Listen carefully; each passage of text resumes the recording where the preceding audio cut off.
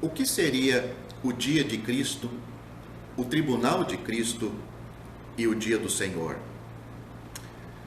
O dia de Cristo deve ser distinguido do dia do Senhor e do dia de Deus?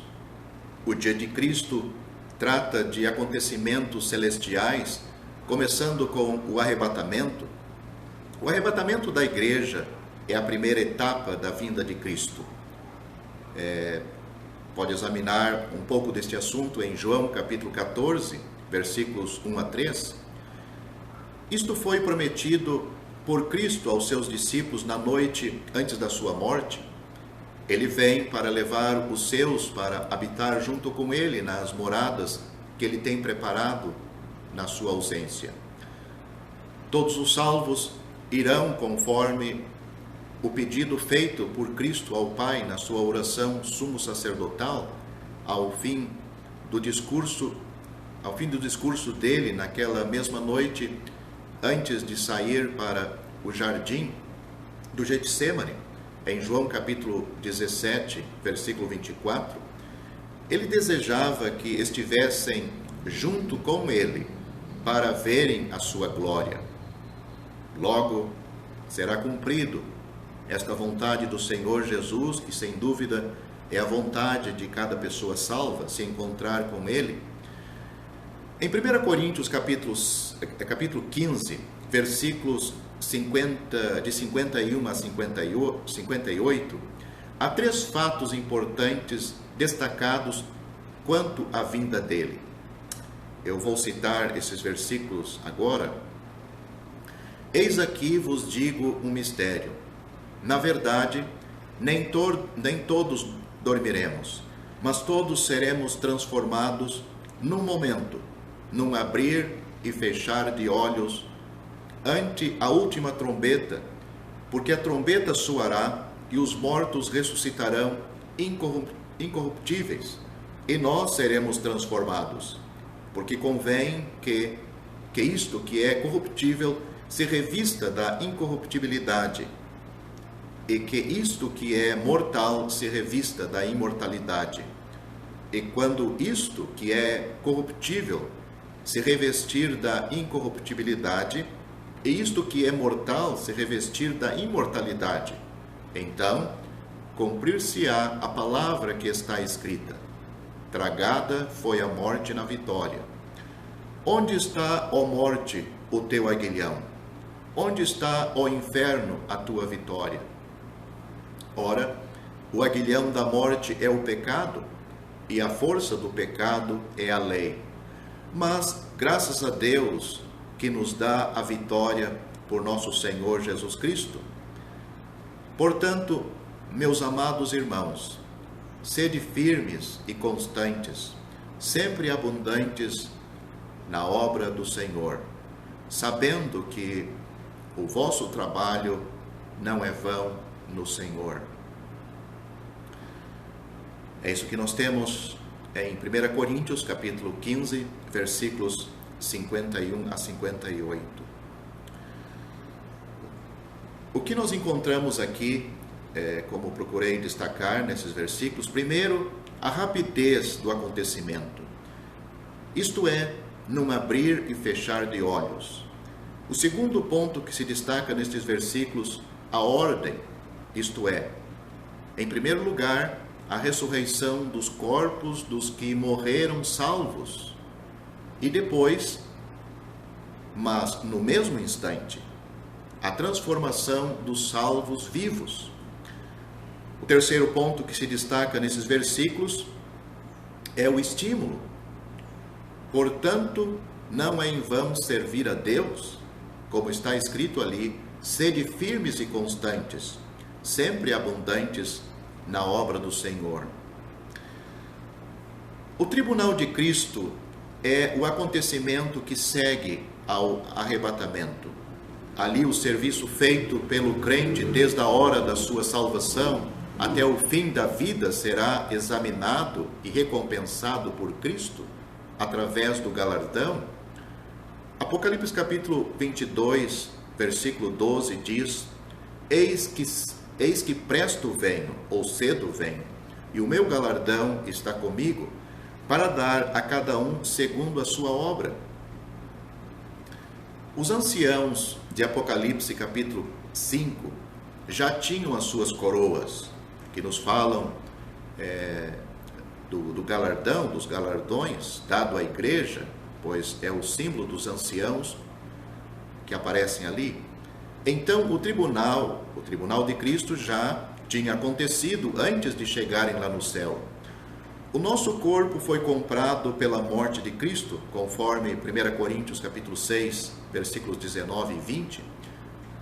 No tribunal de Cristo será manifestado como usávamos o nosso corpo desde o dia em que Deus nos salvou. Confira 2 Coríntios capítulo 5, versículo 10. Em Romanos capítulo 14, versículos 10 a 12, diz que serei eu mesmo, e não o meu irmão, que terei que prestar contas diante do tribunal de Cristo, pois existe outros julgamentos que não está envolvendo os crentes. Talvez a prestação de contas será individualmente entre mim e Cristo, mas o resultado disto, ou seja, o galardão que vou receber, ou que vamos receber, será visto claramente por todos e para sempre. Em 1 Coríntios capítulo 4, versículo 5, podemos ver que não somente o que fizemos, mas por que o fizemos será analisado. O motivo será analisado por Cristo. Note o que é dito em 1 Coríntios capítulo 3, versículos 12 e 13. E se alguém sobre este fundamento formar um edifício de ouro, prata, pedras preciosas, madeira, feno, palha, a obra de cada um se manifestará. Na verdade, o dia a declarará, porque pelo fogo será descoberta, e o fogo provará qual seja a obra de cada um. Aqui vemos que o serviço feito ligado à igreja local será examinado. O material usado ali, se era de valor para embelezar, para brilhar, ou se era só para ocupar espaço. Ouro, prata e pedras preciosas indicam um preço caro para aumentar a qualidade no edifício chamado Templo de Deus. Agora, a madeira, o feno e palha tem volume, pode ter grande volume, mas não custa muito, ocupa espaço agora, ou seja, dá aparência, dá volume, mas não há de durar perante o exame feito pelo fogo. Como diz lá, o dia a declarará. No serviço feito para Deus, qualidade vale mais do que quantidade. Ainda tem o acontecimento chamado as bodas do Cordeiro. Este evento há de dar grande alegria para todos no céu.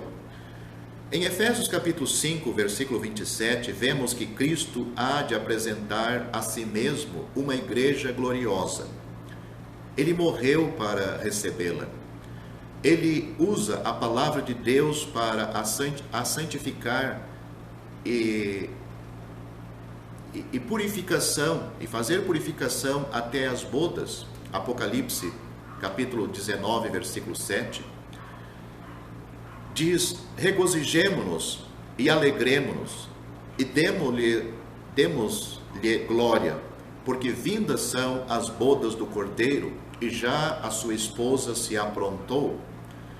Note que as bodas dará gozo aos habitantes do céu, mas dará glória ao Deus Todo-Poderoso. Em Apocalipse capítulo 19, versículo 8, vemos a vestimenta da esposa, que é linho fino e branco, indicando a pureza dela. O linho fino foi preparado pela vida justa e santa dela, quando estava aqui na terra ainda, mesmo vivendo longe e separada do seu amado. Em Apocalipse capítulo 19, versículo 9, vemos a felicidade dos convidados para a ceia das bodas. Certamente isto inclui os santos do Antigo Testamento.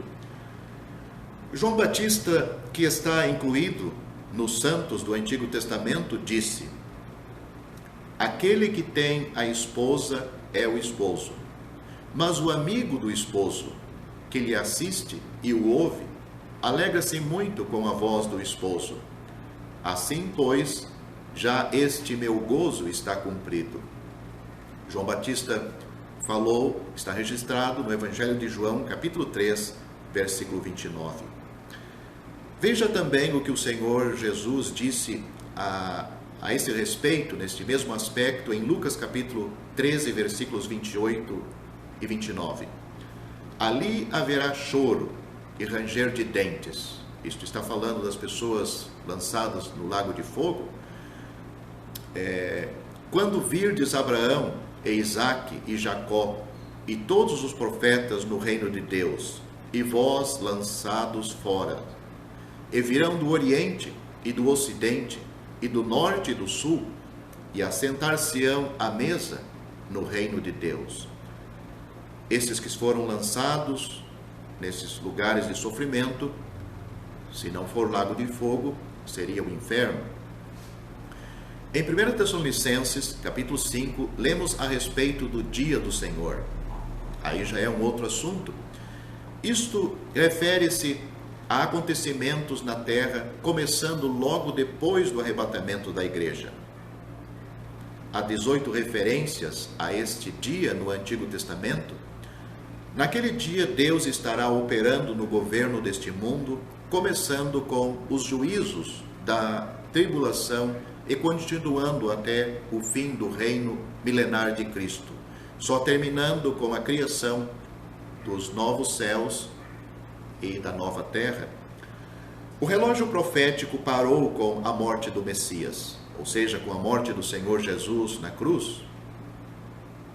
Ele começará a funcionar novamente, conforme Daniel capítulo 9 e os versículos 27, 26 em diante,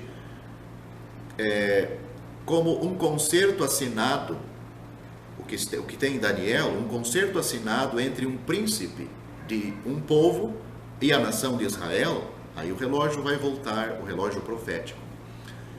Ambos acreditarão, ambos estes povos, que como resultado deste concerto terão paz e segurança. Confira 1 Tessalonicenses capítulo 5, versículo 3. Mas a morte do contrário acontecerá. Estes 7 anos se divide em 2 períodos de 3 anos e meio cada, ou seja, a tribulação. O auge dos acontecimentos será quando na metade dos 7 anos o homem do pecado entrará no templo a tomar o lugar de Deus. Apocalipse capítulo 13 fala das 2 bestas, as quais serão 2 homens que Satanás terá aqui na terra durante aqueles anos. Um será chefe na Europa e será um político poderoso para resolver as necessidades de um mundo cheio de problemas. O outro será um homem religioso que estará em Israel, tendo o poder de fazer milagres. Os 2 trabalharão juntos para enganar as nações do mundo. O segundo sempre vai querer que as pessoas adorem o primeiro. Muitas tentativas têm sido feitas para se ter uma religião assim, unificada. O homem do pecado vai conseguir fazer isto. Em 2 Tessalonicenses capítulo 2, ele vai entrar no templo para se apresentar como Deus e, com o apoio do falso profeta, mandará todo o mundo adorá-lo. Para conseguir obediência, farão um plano econômico. Quem adora a besta receberá um sinal e, com isso, poderá comprar e vender livremente. Quem não tiver o sinal 666 na mão ou na testa, na mão direita, não poderá comprar. 2 Tessalonicenses capítulo 2 e 11 mostra que Deus mandará uma operação do erro para os que já tiveram oportunidade de serem salvos agora na época da graça. Apocalipse capítulo 17 e o capítulo 18 fala da grande Babilônia. Desde Gênesis capítulo 11, onde nós encontramos Babel, de onde vem o nome Babilônia, e que fala da tentativa do ser humano de ter uma religião para alcançar Deus, mas sem aceitar o que Deus exige. Hoje há uma confusão religiosa com mais de 6.000 religiões no mundo. Depois do arrebatamento da igreja, haverá uma única destas religiões. A Igreja Católica, que já está tentando fazer isto acontecer, a unificação das igrejas, se vê como uma mulher embriagada com o sangue dos mártires e vestida de púrpura. Apocalipse capítulo 17, versículos 10 a 17, mostra a primeira besta juntamente com os reis. Por um tempo vão estar de acordo com ela, com a Igreja Católica, com a Babilônia, com a meretriz, mas Deus, enfim, irá usar a besta para julgar estas falsas religiões unificadas. Em Apocalipse capítulo 18, mostra que o mundo comercial vai lamentar a queda dela. Dentro dela haverá ouro, materiais caríssimos, coisas que a religião falsa tem hoje em nossos dias. O arrebatamento terá uma nova situação espiritual para a nação de Israel. Romanos capítulo 11 mostra que atualmente Israel está em incredulidade para que a reconciliação do mundo com Deus aconteça. Leia este capítulo 11 de Romanos. Antigamente a bênção de Deus era unicamente para a nação de Israel, mas com o arrebatamento da igreja o véu será tirado, conforme 2 Coríntios capítulo 3, versículo 16, pelo menos para uma parte da nação, e os tais hão de sofrer pela sua fé em Cristo. Haverá 144.000 homens da nação que hão de crer.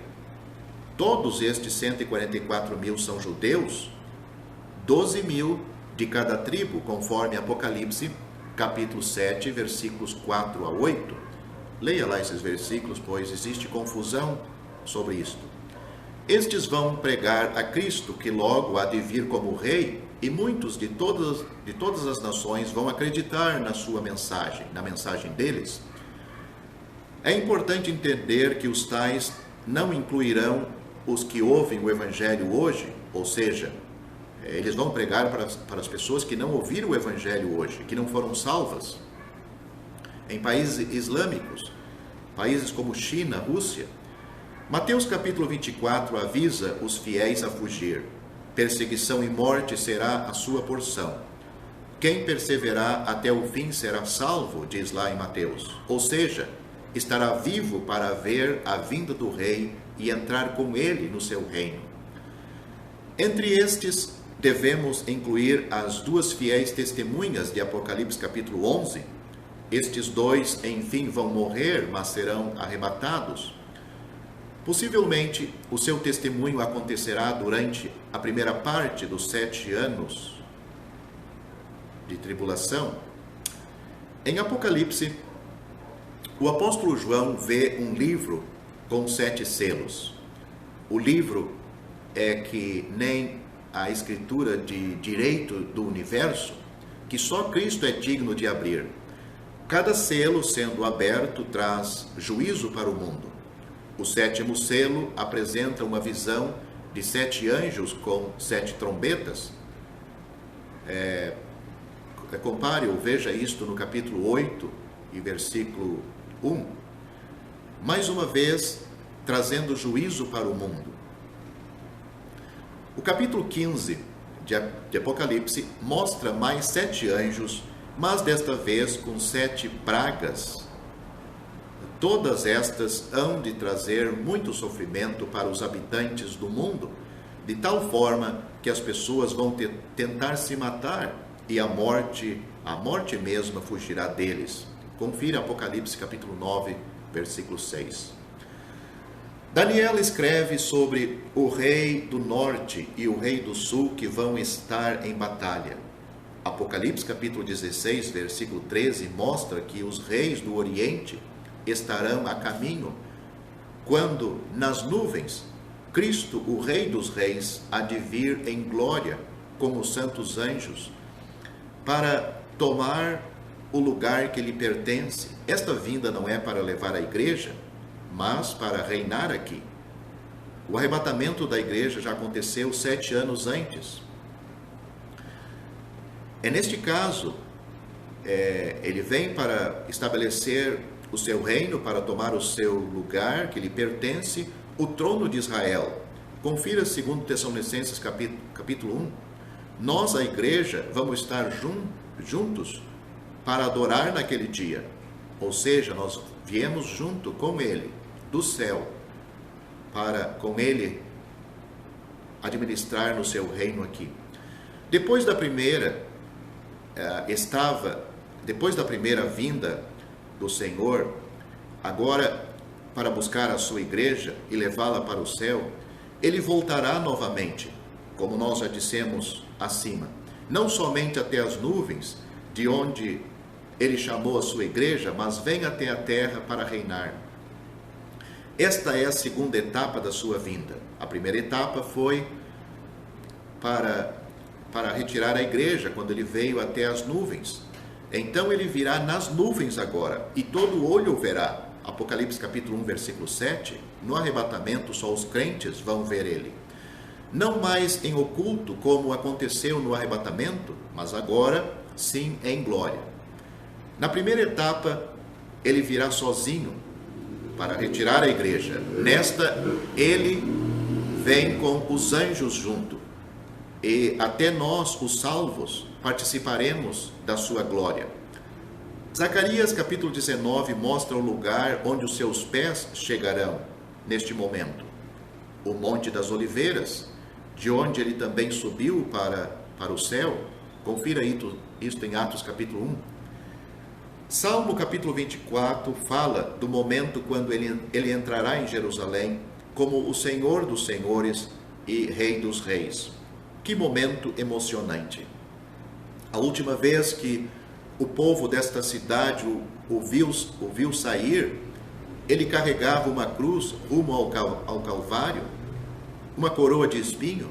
Agora, ele recebe um dos resultados da sua morte, o seu direito de reinar. Satanás lhe ofereceu os reinos do mundo, mas ele não aceitou. Na tentação de Mateus capítulo 4, versículos 8 a 10. A batalha de Amargedon, onde nós lemos em Apocalipse, se inclui nesta ocasião.